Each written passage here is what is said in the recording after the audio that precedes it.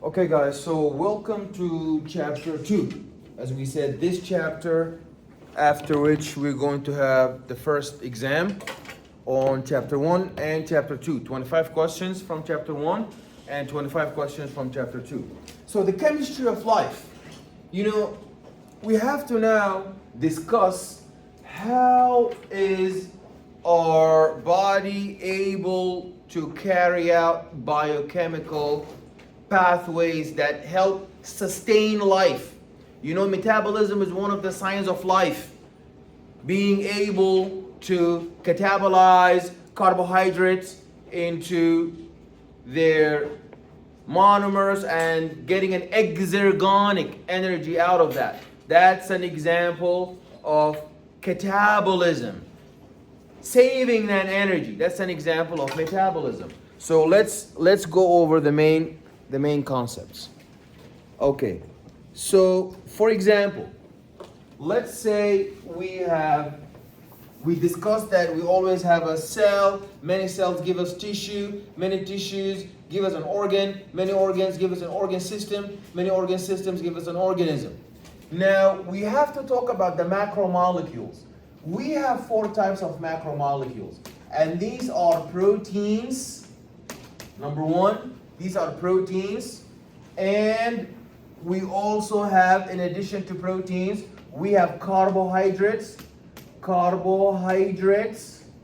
and in addition to carbohydrates, the 3rd type of macromolecules, we have lipids, and lastly, we have nucleic acids. We have nucleic acids. Okay, guys. At the top here, those are polymers. Polymers. So many small monomers give us a polymer. So monomers are always at the bottom. So there are monomers that give us polymers. We have monomers, nucleotides, monomers give us polymers, nucleic acids. There is monomers, free fatty acids, and glycerol plus glycerol, they add up to give me a lipid. And little tiny small monosaccharides add up to give me carbohydrates. And we have nucleotides add up to give me proteins. Do you see the trend? The monomers always build up, those little bricks build up to give you a wall. Is that clear? So we have 4 types of macromolecules: 1 protein, 2 carbohydrates, 3 lipids, 4 nucleic acids, and those macromolecules are made up of what? Those macromolecules are made up of micromolecules. Those are polymers, also known as macromolecules. They're made up of micromolecules. Macromolecules, they are made up of polymers, macromolecules. Is that clear? Any questions? So far we all agree? Okay, so what's happening with this arrow pointing up? That means we are building up. That's known as anabolism. Let's say I want energy. If I want energy, what do? I break down. So the arrow is going to point the opposite. The arrow is going to point down. I break down lipids to get free fatty acids. I break down carbohydrates to get monosaccharides. I break down nucleic acids to get nucleotides. I break down proteins to get amino acids. I put by mistake nucleotides. Amino acids. You really need to know that. You really need to know that those monomers, micromolecules, add up to give you those big polymers. Yes. Which one is that? The micromolecule on the bottom under carbohydrates? Monomer. So the carbohydrate is monosaccharide. Monosaccharide. You need to know that in order to, when you break down from big to small, the energy point out, the energy exits. So that's called exergonic reaction, because it gives you energy. So when you're running, let's say we all go to a buffet and we all you can eat. Then after the buffet, half of us go to the gym while the other half go to sleep. Is our metabolism going to be the same? One of us is going to be breaking down the food to get energy, to supply the skeletal muscles to keep running, while the others are going to be storing that meal that they ate. Is that clear? So now let's look here. When you are storing, are you pointing up or down? Please look at this diagram. When you are storing, are you pointing up or down? I would say up. Yeah, because you are building up. So you are putting the energy inside the bonds of this big molecule you're building up. That's why we call it endergonic. Endergonic. If the energy is going into the bond, you're storing it, that is known as endergonic reaction. That's an endergonic reaction, like the people who ate in the buffet and went to sleep. There's no reason for them to be breaking down that food because they're not running, they're not doing any work. So the food is going to be stored in their belly. They're going to have big belly, stored in their chest, stored in their back. So there's so much energy to break, but they're not actually breaking it down. Is that clear? Yeah. Are we clear? So now you need to know the difference between endergonic and exergonic. You will also see that when we look at the chemistry of life, let us now examine the chemistry of life. Let's look at all the actions that take place in order to perform this metabolism. You have to understand that the element is the smallest useful chemical substance. Useful. You know, if you have letters, the letters will come together in order to give you a word. A word will come together to give you a sentence. Many sentences will come together to give you a paragraph. But can you break down the sentence into words? You can. Can you break down the words into letters? You can. Can you break down the letter into something smaller? Can you do that? You cannot. So because you cannot break it down to smaller, that means it's the smallest useful, sensible thing. Same thing as the element. You cannot break down the element into anything useful. You cannot break down sodium into something smaller. That's useful. That's going to participate in chemical reactions. So let's look at what happens inside the nucleus of an element. Students mix up the nucleus of the cell with the nucleus of an element. The nucleus of the cell, what's inside it? The DNA. Inside your nucleus, what is there? The DNA. Inside the nucleus of the atom, what is there? DNA?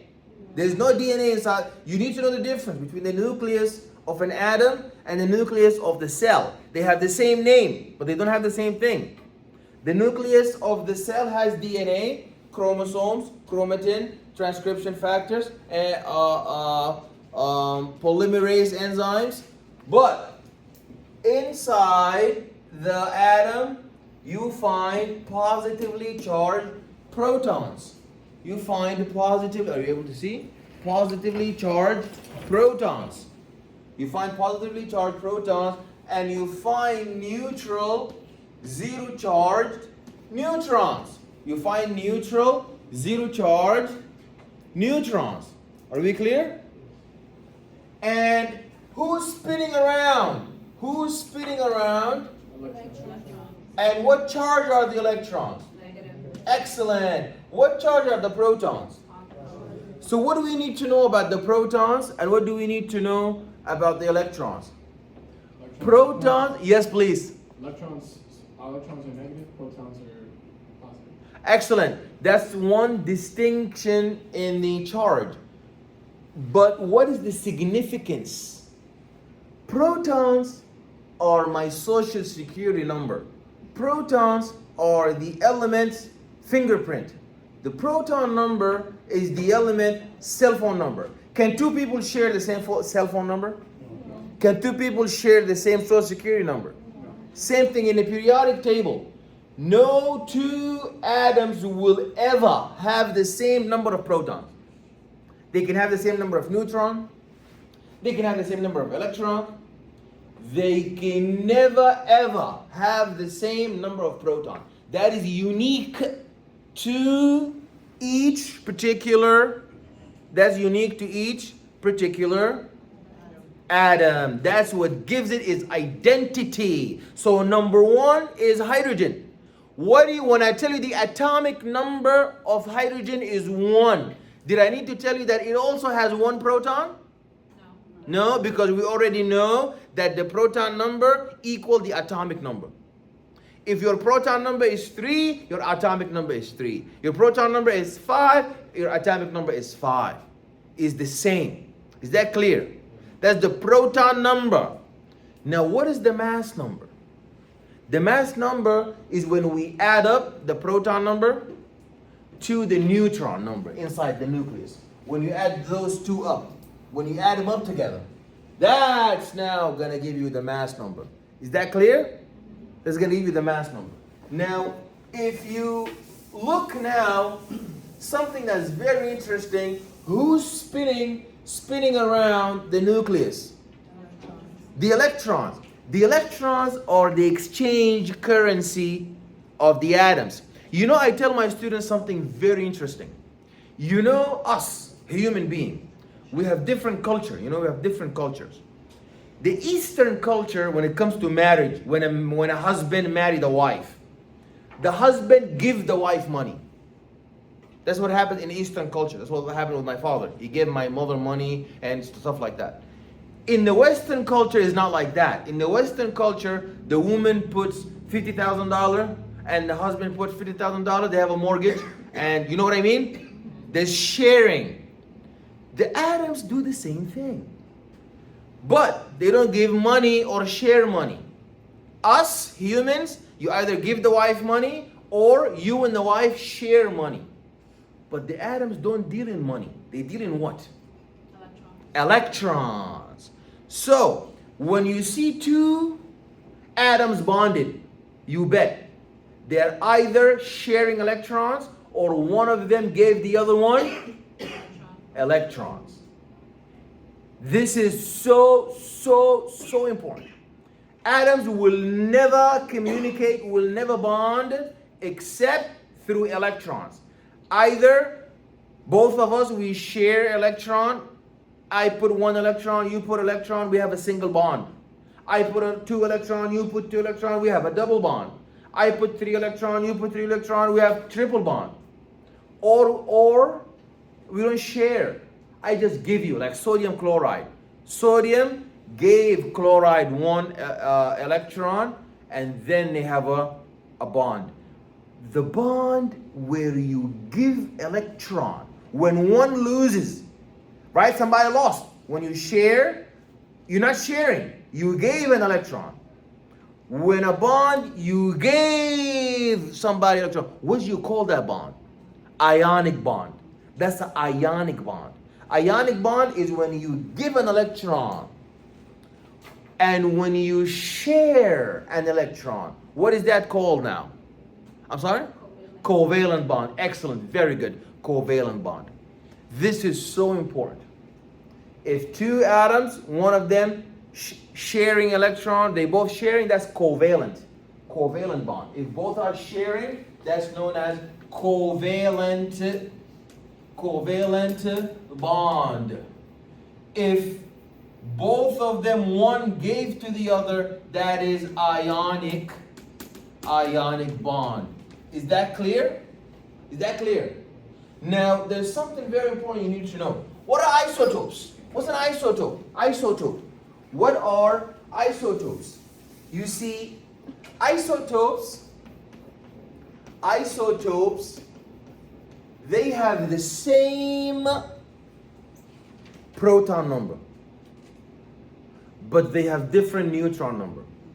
For example, let's look at hydrogen. Hydrogen has one proton and no neutron.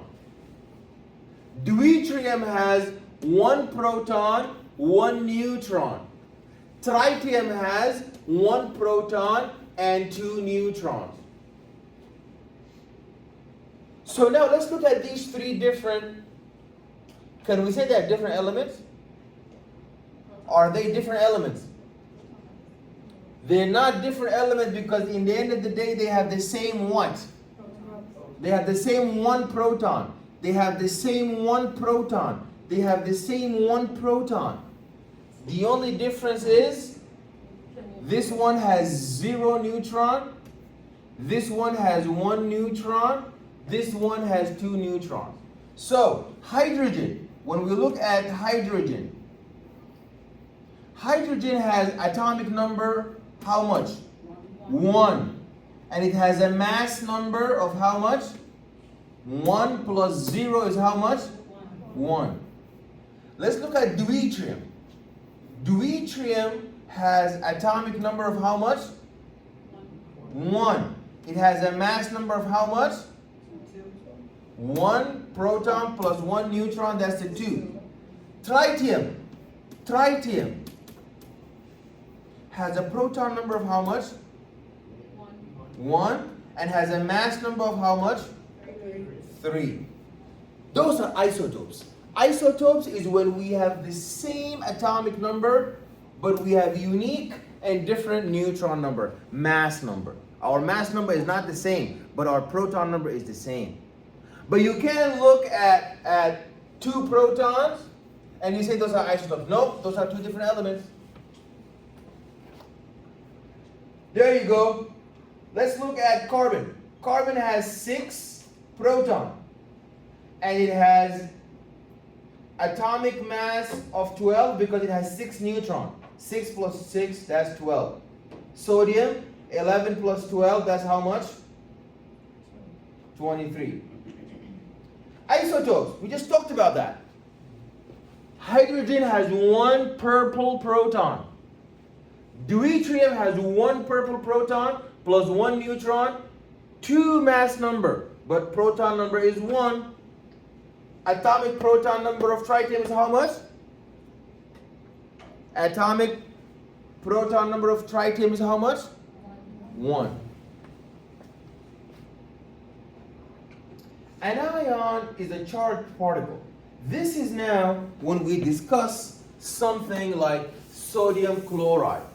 Now we're going to talk about the bond where one gives and the other takes. Like when sodium gives chloride, sodium is going to lose 1 electron. Sodium is going to lose 1 electron and is going to give it to who? Chloride. So we're going to end up with a chloride minus and a sodium positive. Chloride minus and a sodium positive. Chloride minus and a sodium positive. Now you need to know something. If you have a minus charge, you know us people. If your bank account has a minus on it, what does that mean? It means you're rich or you're poor. It means you got overdrawn. You got overdrawn. You're poor. But if your bank account is plus, it means you have money. The atoms are the opposite. If you have a minus charge, it means you're rich, because they are rich in what? Electron. Yeah. So you gave me 1 minus. They don't have $1. They have minus electron. So if I have minus, I'm rich. If I have -2, oh, I'm too rich. If I have -3, oh, I'm a millionaire. So the more minus you have, the better you are in the atom world. So now we need to know, Leo the lion says grr. Leo says grr. Leo says grr. What does Leo says GER mean? Leo means L means lose, E for electron, O for oxidation. Lose electron oxidation. Lose electron oxidation. What about GER? GER is gain electron reduction. Gain electron reduction. Lose electron oxidation. Gain electron reduction. Lose electron oxidation. You need to know this because when you know Leo says GER, lose electron oxidation, gain electron reduction, you're going to be able to tell who's oxidized, who's reduced. When you see sodium gave chloride a minus, when you see sodium gave chloride a minus charge, Leo says GER. Who's Leo? Who's GER? Sodium gave chloride a minus charge. So, but we don't say Leo, we say oxidized. So sodium is, well, you got it, yes. Sodium lost an electron, Leo, lose electron oxidation. Sodium is oxidized. GER, gain electron reduction. Gain the electron, you are reduced. So chloride is reduced. So chloride is not GER. Chloride is reduced. If you put that Leo GER, you're going to get it wrong. It's just a mnemonic to help you. Okay? So Leo is oxidized and chloride is, I was going to say GER. And chloride is reduced. Okay. Now they are making it more confusing. If you're oxidized, you become the reducing agent. So you use Leo says GER to help you tell who's oxidized and who's reduced. Once you found out who is oxidized and who is reduced, then the one who is oxidized, you flip it, is the reducing agent. And the one who is reduced is the oxidizing agent. Are we clear? So let's look at here. Sodium chloride. Which one is oxidized? Sodium is oxidized. Which one is reduced? Chloride is reduced. Which one, if sodium is oxidized, which agent is it? No, you didn't get it. No, I didn't. I said you reverse it. Yeah. So if you cannot be oxidized and the oxidizing agent. So if you're oxidized, then you flip it. You are the reducing agent. You are the reducing. You are the reducing agent. And if you are reduced, you are the oxidizing agent. Are you clear? Is that clear? Another thing to know, if you are positively charged, you know they say positive cation. It has a plus in the middle. Positive cation. So if you are positively charged, you are a cation. If you are negatively charged, you are an ion. You are an ion. You are an ion. Positive is cation. Negative is anion. Are we clear? Is that clear? So now when you look at sodium chloride, which one is the cation, which one is the anion?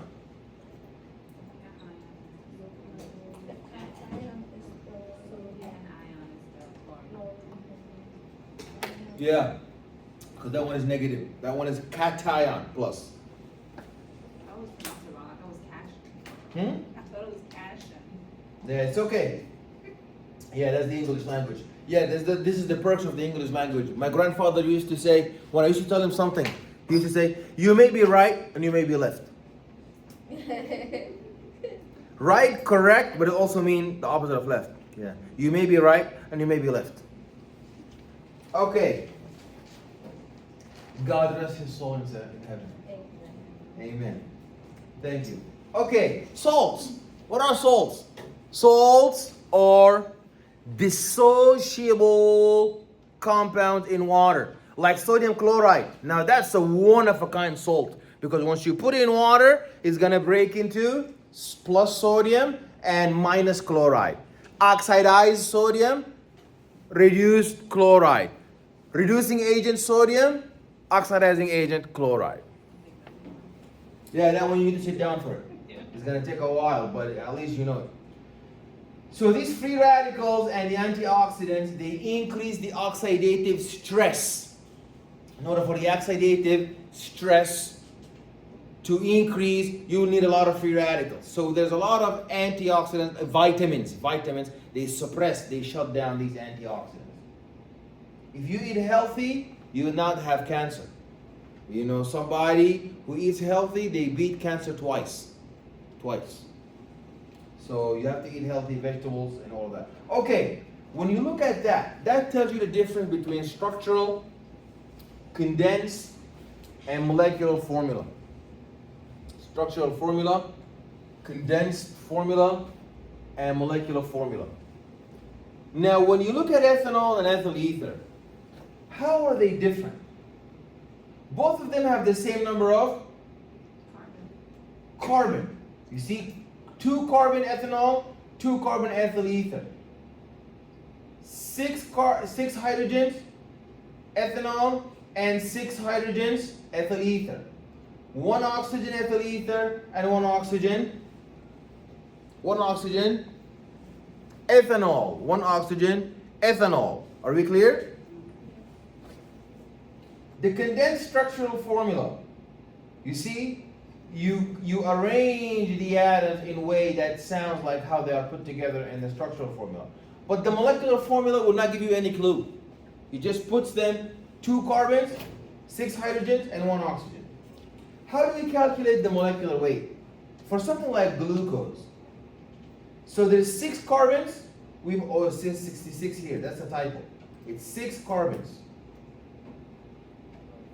It is 6 carbons. So those 6 carbons,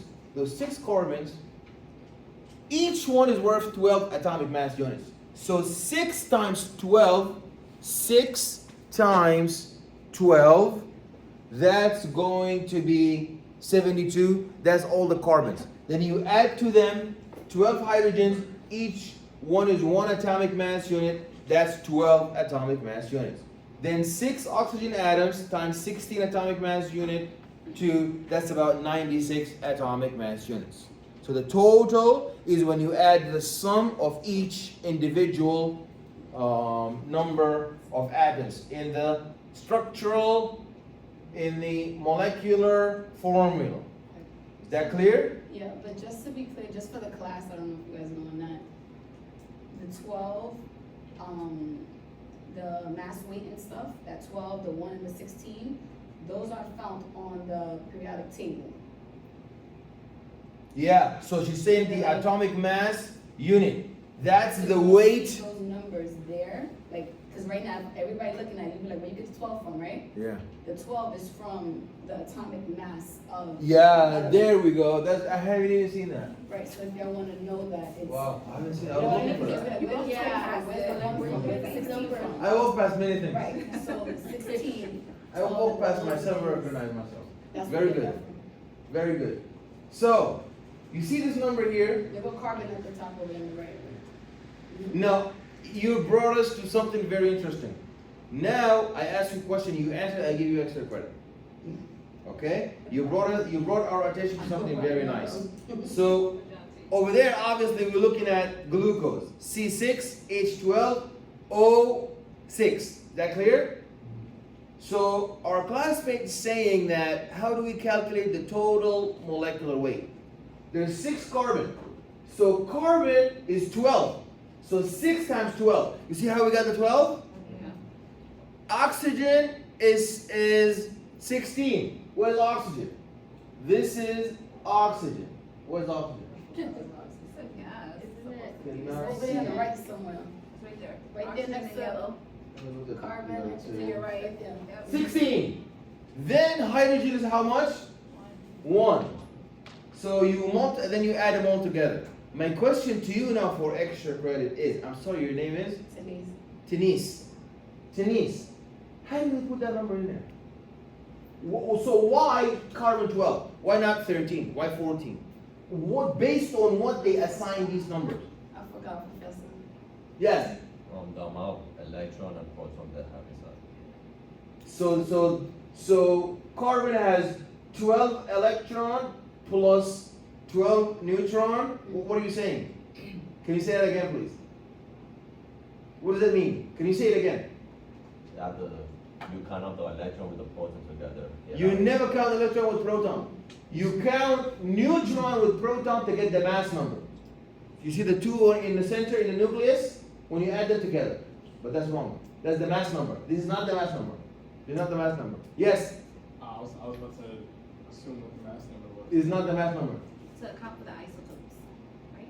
Oh no. No. Any other? Okay. I'm going to tell you what it is. This number here is Avogadro's worth. Avogadro's number worth of the atom. For example, what's Avogadro's number? Avogadro's number is a huge number. 6.02 times 10 to the power of 23. But think of it this way. Avogadro's number is like a dozen. So when you say a dozen of cars and a dozen of eggs, that means each one is how much? 12. But is a dozen of cars equal to a dozen of eggs? Obviously not. So what they did in the periodic table, you know these atoms are so tiny. They are so small. So they collected Avogadro's number worth of carbon and weighted, it came out to 12. Oh, wait. Right. So on the right side, you multiply by the number of protons. You see how you have the 2 in the 18 column, right, at the top? You talking about helium? HE? Right here, yes. On top, yeah, 5. Right. You see, it's something about this where you multiply to get each number. That's a separate thing. Okay. That's a separate thing. We're talking about this number down here. Right. That number is like a dozen, but we cannot have a dozen. Dozen is 12. You cannot weigh 12 carbons. That's a tiny number. So they collected Avogadro's number worth. Avogadro's number is like a dozen, but it's not a dozen. It's 6 times 10 to the power of 23. So they got 6 times 10 to the power of 23 atoms of boron. Weighted came out to 10.8. Avogadro's number worth of carbon weighted came out to 12. Just like, let's say this table was based on dozen. Dozen meaning 12. 12 borons weighted comes out to this. 12 carbons weighted come out to this. 12 nitrogen weighted comes out to that. But here we're not weighing a dozen. The dozen is too little for something tiny like a sodium. So now we don't weigh 12 sodiums, we weigh Avogadro's number worth. Okay? Do you get it? Avogadro's number.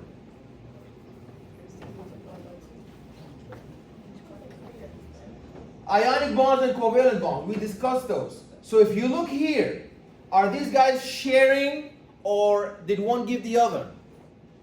Are these guys sharing or is one giving the other? Sharing. They are sharing. How many electrons are sharing? 2. Nope, they're not sharing 2. They're Each one. the total is 2, but each is sharing how much? 1. So is that a single bond or is that a double bond? Double bond. Single bond. Double bond is when we each put 2 electrons. When we each put 1 electron, single bond. When we each put 2 electrons, double bond. When we each put 3 electrons, triple bond. Is that clear? So all of us now, the more the number of bond increases, the stronger, more stable the bond, or weaker, unstable the bond. Stronger and more stable the bond. Now look at that. Carbon dioxide. How many bonds are they sharing? They are sharing double bond on each side. On each side. Carbon is donating 2, sharing 2, and oxygen. Now we use the word donate because when you donate, you lose. The one who donated was our friend sodium. When he donated to who? Chloride. Chloride. But here I share 2, chloride shares 2. Now we talk about something very important. When do problems usually happen? When somebody gives somebody money or when people are sharing money? Both. I don't do If somebody give you money, gift. That's a gift. He gave it to you. Yeah, it depends. How? If I give you money, how is that a problem? Now I'm thinking I owe you something. Right, because look, if I gave my money back then. No. The problem when we share an apartment, when we share a car for 30 days, I'm 15, you're 15, then you take it 16 days and you give it to me 14. That happened all the time. When we sharing an apartment for rent, you didn't pay the rent, I didn't pay the rent. That's when the problem, when we're sharing. Because when we're sharing, everybody is trying to take over. The whole is trying to be more than the other. Okay? And every problem is always when sharing. But when one gives you, they are voluntarily giving it to you. But the problem is when they are sharing. Same thing with the atoms. Look at carbon and oxygen sharing. They are about equal. Both of them are big adults. They have the same weight. Look, you see our friend really helped us. Yeah. Look at carbon and oxygen. They are as heavy, like heavy weights. This one is 16, this one is 12. Mike Tyson Holyfield. It's not that bad. Mike Tyson Holyfield. Carbon, oxygen. But now look when oxygen now bind with hydrogen. How much is hydrogen? How much is oxygen? Oxygen is 16 times bigger than hydrogen. You think the electrons are going to be shared equally? They will never be shared equally. Look there. When carbon is sharing with another carbon, the bubble is equal around both. Electrons are rotating around both equally. But when you look at little tiny one hydrogen sharing an electron with big 16 oxygen, who is going to be stealing all the electrons? Oxygen. That's like an adult having a relationship, adult having a bond with a minor, or having a business deal with a minor. So that's why, because they will take all of the money. So here you will see it is equal. But when one is very big, one is very small, it will not be equal. So I need you to remember something very important. When both of us are, please pay, this is really important. When the sharing is equal of electrons, when the electrons are sharing equally, will the electrons polarize to one side over the other? Polarize means you tilt to one side. So when carbon and carbon are sharing electrons, will the electrons tilt to this side or the other side? No. So that's we call it non-polar, because there is no polarization, because we're equal. But when you have big old red oxygen is sharing with tiny hydrogen, will the electrons polarize to one side over the other? Yes, that's why we call it polar covalent. So when you say which kind of bond, ask yourself, is one freely oxidation reduction? Leo says, girl, one gives, the other takes? Or is it a sharing? When you find out one gives, the other takes, that's ionic. If they're sharing, that's covalent. And you're not done. What kind of covalent? Are they as big as each other? That is non-polar, because they're as big as one another. Is one bigger, much bigger than the other, then that's gonna be polar. The electrons are gonna polarize to one side. So now you see oxygen is gonna have a extra negative charge. Even though it is not negative, but because it's so big, it stole the electron, it made it look like it's positive. And oxygen made it look like it's positive because the electron was stolen from it by this big bully oxygen. Are we clear? Hydrogen bond is a weak attraction between a slightly positive hydrogen atom in one molecule and a slightly negative oxygen or nitrogen atom in another atom. So there is relatively weak bonds, but very important to physiology. So there we go. Let's look at that. You see how water binds? Water, you have red oxygen that is binding to two hydrogens. Red oxygen, two hydrogens. Red oxygen, two hydrogens. Do you see that?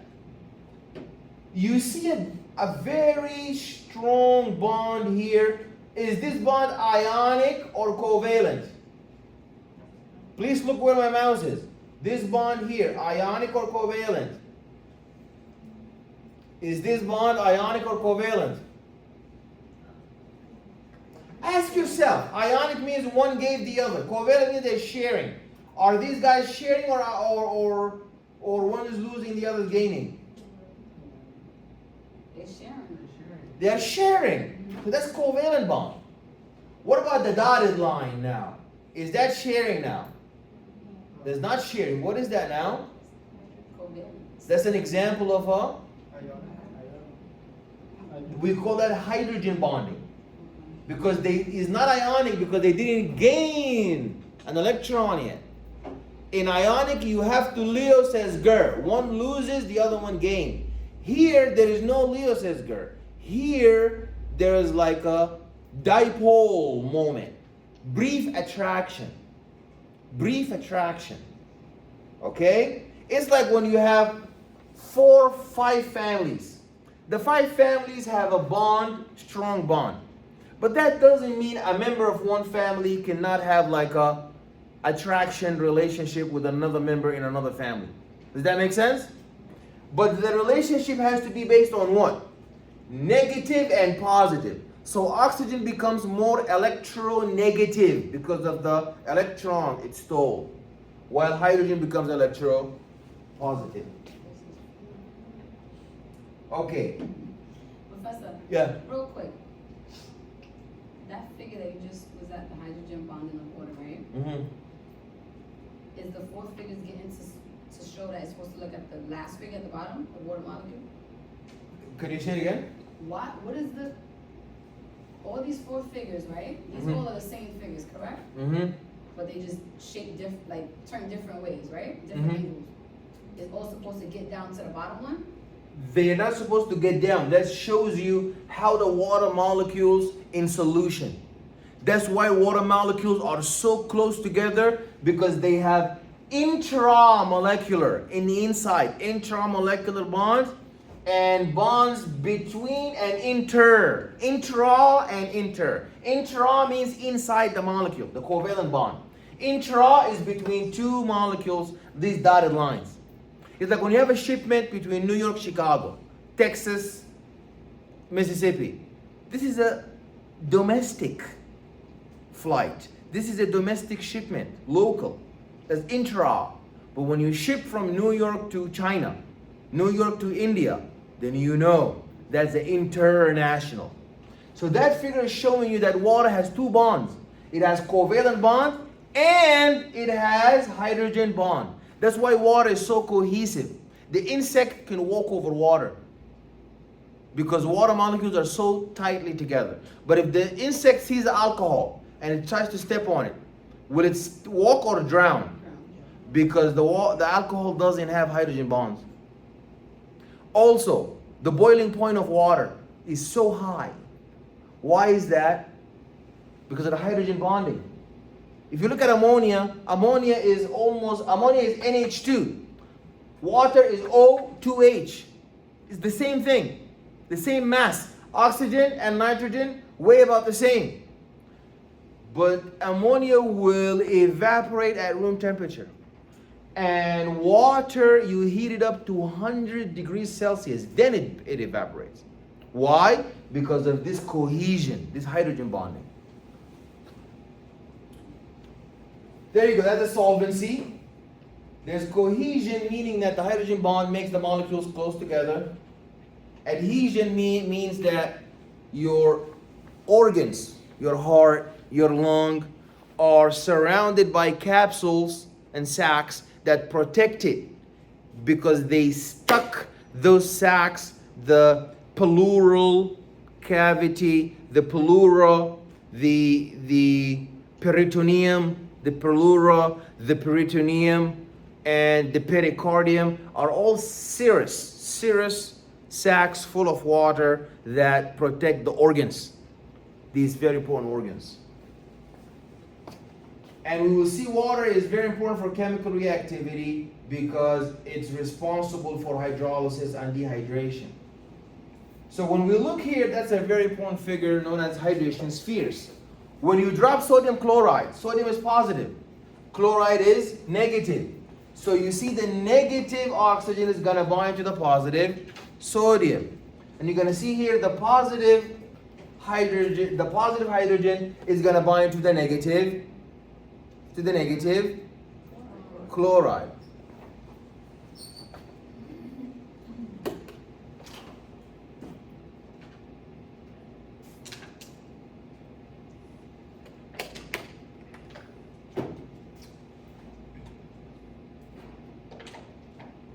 The solution consists of particles called solutes mixed with a more abundant substance, usually water, called the solvent. Colloids. So these colloids are made up of, so let's look here. What's the difference between a solution, a colloid, and a suspension? A solution is when you have if you have a solvent and you're dissolving in it really tiny particles.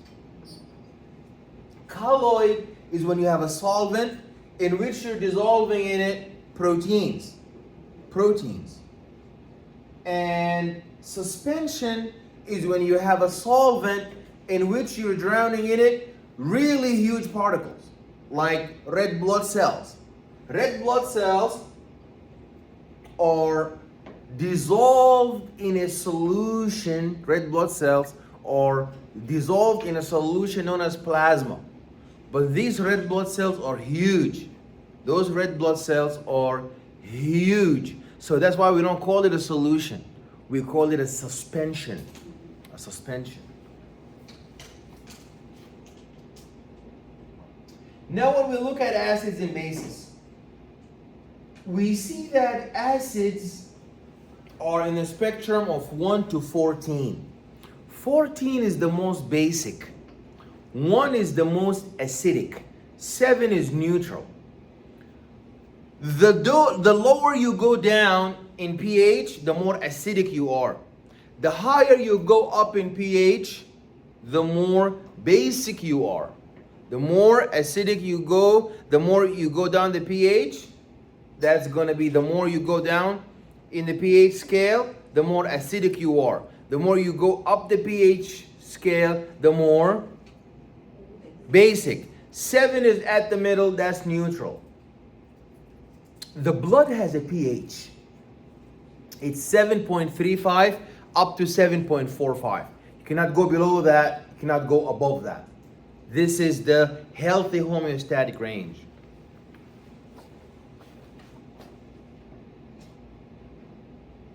There's a weight per volume and percentage. So this is how we measure the concentration. We look at a concentration of a solute as, the weight of the solute per solution. And we look at the percentage, like 5% dextrose solution is made up of 5 grams of solute in 100 milliliters of solution.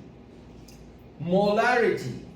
Molarity represents the number of moles of solute per liter of solution. Now, energy. Energy is the capacity to do work. We discussed that.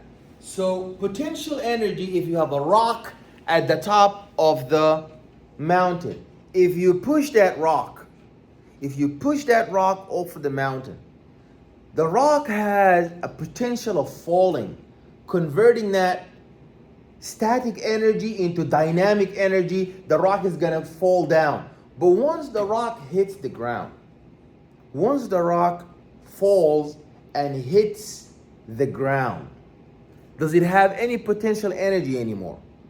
It does not. So potential energy is the energy to be used in a different form. Like your gasoline from your gas station. You fill the gas station with gas, that's chemical energy. You burn it, it will explode into thermal energy. The thermal energy is going to generate heat and rotate the pistons in your engine. And the pistons are going to start moving, and they're going to rotate the wheels, and you're going to start moving. That's kinetic energy. So potential meaning you're able to get, that's why they say your potential is you can become a nurse. Right now you're not a nurse, but you need to do work in order to achieve, you have the potential of becoming something different, bigger. The gasoline has the potential energy to become thermal energy, kinetic energy, and get the car moving. And you have the potential of becoming something big. You know what I mean? But you cannot go to somebody who is dead in the grave and they say they have the potential of becoming a nurse. You cannot do that because they don't have the potential. Because they cannot convert that type of, they cannot become something that they are not. Is that clear? Potential. I talked about this because this is the most important. This is the most important part of the lecture. I began with it. All of that, what we said earlier, is a warm-up, is an appetizer. This is the actual meal here. This is the metabolism and catabolism. Starch. Shh, guys. Starch. Is starch a polymer or a monomer? Please look there. Starch. Look at the photo. It shows you. Polymer. You have a big structure and dots. So one is a monomer, one is a polymer. Who's a polymer? Who's a monomer? Starch is a polymer and glucose is a... Now look at the arrow in this photo. Is the arrow pointing from starch to glucose or from glucose up to starch? Is we pointing down? So are we breaking down or building up? Breaking down. Are we catabolizing or anabolizing? Catabolizing. Are we synthesizing or decomposing? We are decomposing. Is this endergonic, that's gonna store energy, or exergonic, gonna make the energy exit and go to my muscle because I'm running? That's exergonic. Very good. Very good. Now let's look at this. Now that's the opposite, because what's the arrow pointing from? It's pointing from the dotted beads, the dotted amino acids, to the big old protein. So now, did we go from monomer to polymer, or from polymer to monomer? Polymer to monomer.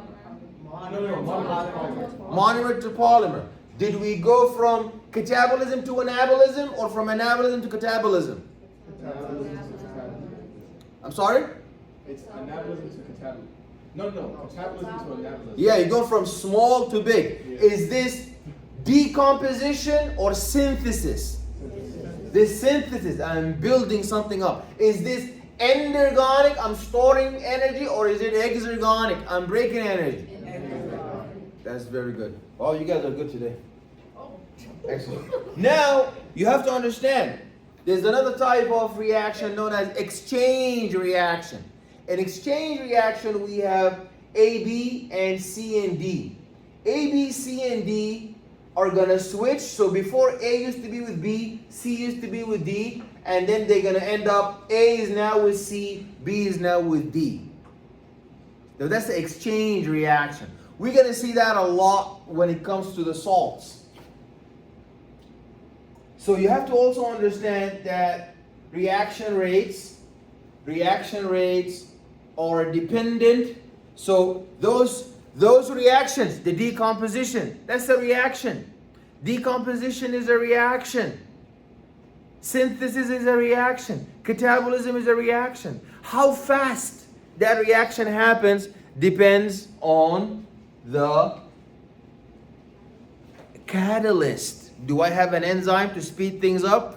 My rate of walking home is going to take me 6 hours to get home walking. But if I take the subway, I'm going to get home in 2 hours. But if I take an Uber, I'm getting home in 45 minutes. So a catalyst is going to speed up my time to go from reactant to product. The other thing is the temperature. If you heat up the reaction, what does that mean? If you heat up the reaction,